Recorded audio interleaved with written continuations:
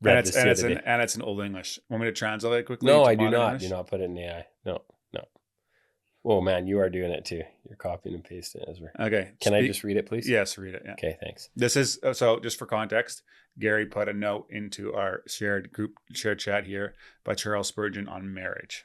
Yeah, So. This is what he wrote. You expect that you will be married and then your troubles will be over. Some say that then they begin. I do not endorse that statement, but I'm sure that they are not over, for there is another set of trials that begin then. It is wise. Whoa, it just disappeared. Huh? Sorry, trials that begin then. It is wise to marry when we can marry wisely, and then the sooner the better. I'm going to read it one more time. It is wise to marry when we can marry wisely, and then the sooner the better. Married life is not all sugar, but grace in the heart will keep away most of the sours. When husbands and wives are well yoked, how light their load becomes. A well-matched couple carry a joyful life between them, as two spies carried the cluster of Escol. Am I pronouncing that right? Dude, I know this. I didn't read this part, I don't think. They are a brace of birds of paradise. I did not get this far down. They multiply their joys by sharing them and lessen their troubles by dividing them. This is fine arithmetic. When a couple fall out, there are always faults on both sides, and generally there is a pound on one and 16 ounces on the other.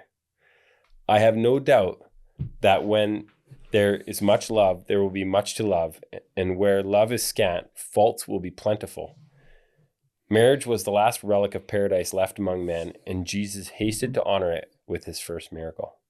I love that quote. Say it again. I love that whole quote. What do you like about it? Why did you put it in there? Oh, I put it in there because somebody I knew was having some marriage trouble, and like when a couple falls out, there are always faults on both sides, and generally there's a pound on one side and 16 ounces on the other. Now, I mean, that's probably not accurate and not fair, because there's often one party that is just way less invested in a marriage, or definitely falling short in their obligations as a husband or a wife. But just the idea of, boy, if we are looking, like he talks about here in the faults, like if we are looking for things to be dissatisfied with, you are sure to find them. Yes. As your spouse would be if they were looking at you that way. Yes. And boy, like if we start with an attitude of gratitude where it's just like, man, we're appreciating our husband or wife. And I guess I feel like in my marriage, it's not always easy, but it's like the line about even just like, if you're well yoked, how light things become, and how if you do things together, like, they're a brace of birds. They multiply their joys by sharing them and lessen their troubles by dividing them, right? And I think in a lot of ways, Marie and I do that. Like we do have a lot going on. There's a lot of struggles. And I mean, she does 80% and I do 20. So I don't know, is that dividing them? I guess so. The 80-20 rule. But just the idea of, hey, you carry the weight, you help carry the weight, right? And when one person is just fried and is in a horrible mental state, and that happens in our house, the other person, picks up the load and says, hey, you need a break. You need I got this, right? And I think rather than, hey, how are my needs being met? And there again, it's easy to talk about in a divine way. It's obviously not that simple, but he mentions the word love in that quote, and it makes me think of, like, a lot of times our definition of love is like our feelings, love that person. But so I'll read 1 Corinthians 13 and gives what the definition of love actually is. Love is patient, love is kind, it does not envy, it does not boast, it is not proud, it does not dishonor others, it is not self-seeking, it's not easily angered, it keeps no record of wrongs. Love does not delight in evil, but rejoices in the truth. It always protects, always trusts, always hopes, all severes. And so that's what love is. When you're told to love your spouse, you're told to go, like, not your feelings, but like, go be patient. Like, honor them, love them. And I've experienced this. Like, I have a 4-month-old baby at home, and Nicole said to me,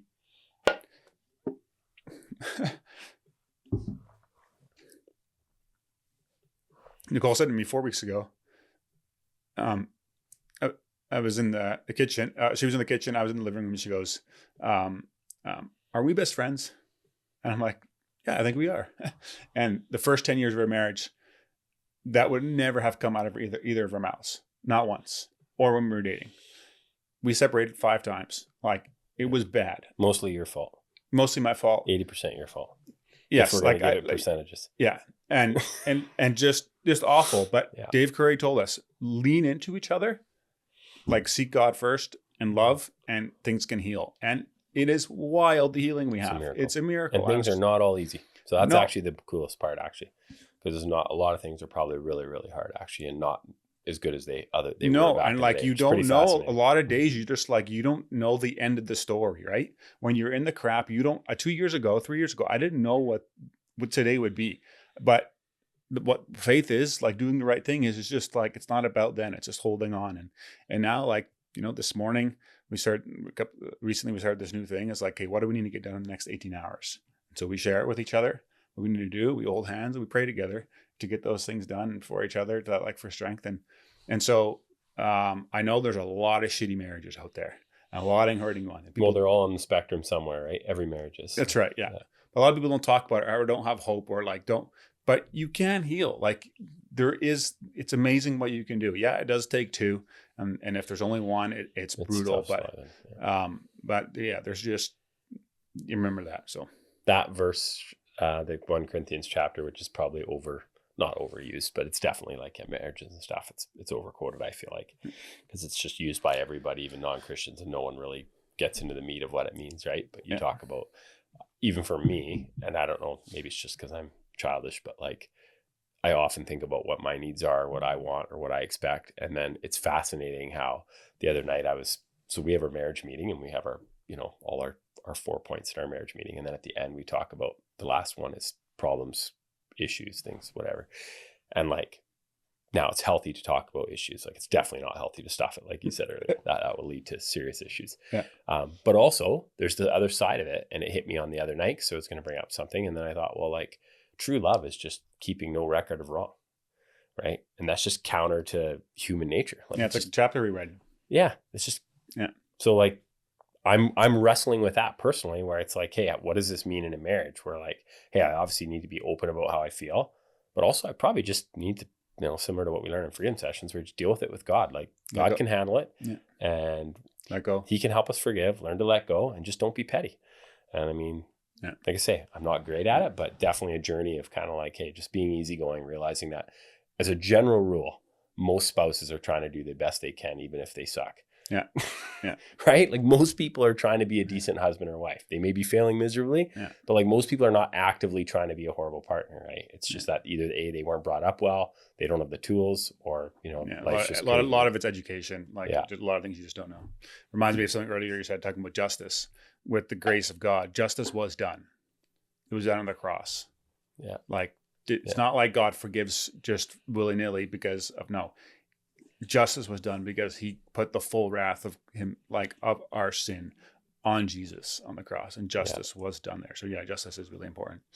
One other thing, me and Nicole are starting a weekly podcast as well, but it'll be another tier on Patreon. So Patreon only, and it'll probably be weekly. And I'm not sure on the price yet, but so I'm not sure if anybody will listen or not, but you have to make it really expensive if you only have 2 listeners. Hopefully a lot of people pay a little bit, and they can be pretty cheap. Thanks for listening, guys. If you have any questions or things we want to talk about, send them in. You can send them in anonymously at furiouslycurious.co. That's my website, or on any of the social medias. We'll answer and ask anything. And if you liked it, please share the podcast, subscribe on YouTube, almost at 1,000 subscribers.